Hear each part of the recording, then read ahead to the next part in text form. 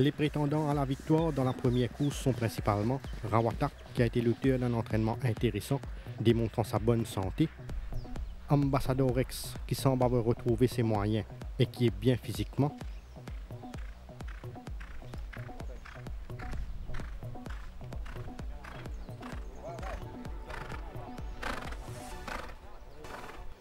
et No Prisoners, qui a bénéficié de son premier galop de course et qui a travaillé en net progrès.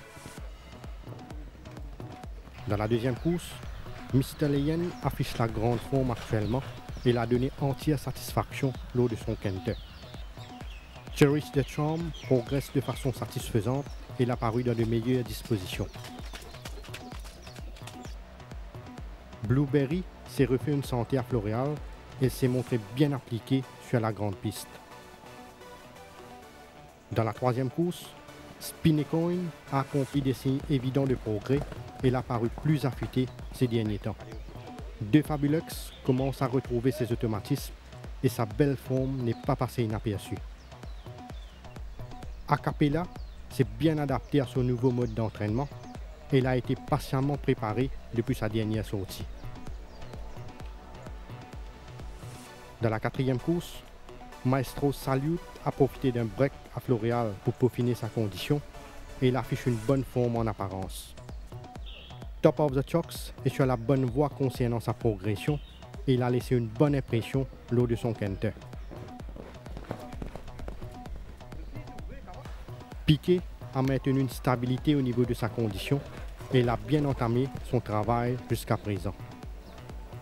Dans la cinquième course, Blood Buccaneer est en pleine possession de ses moyens et son séjour à Floréal lui a fait beaucoup de bien.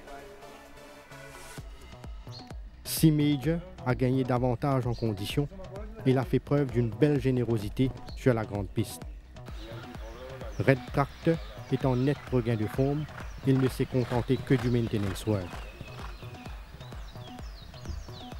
Dans la sixième course, Destan est en constant progrès et il donne même l'impression d'avoir encore gagné en puissance.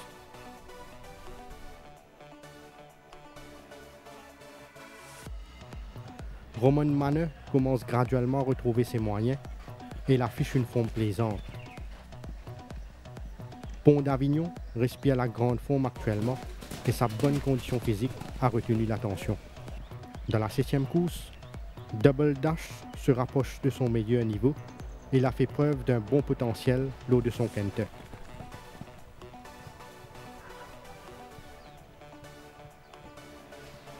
Ted Bassett a été patiemment entraîné et il est mieux par rapport à sa dernière sortie.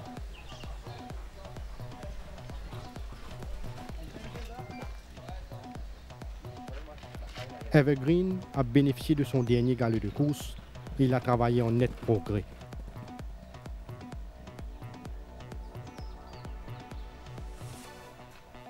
Dans la huitième course, Blizzard of Oz a retrouvé la plénitude de ses moyens et il a paru bien dans sa peau.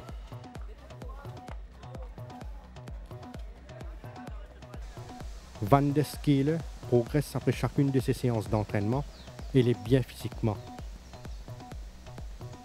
Steel of Approval a démontré des signes évidents de progrès et s'est bien comporté lors de son quintet.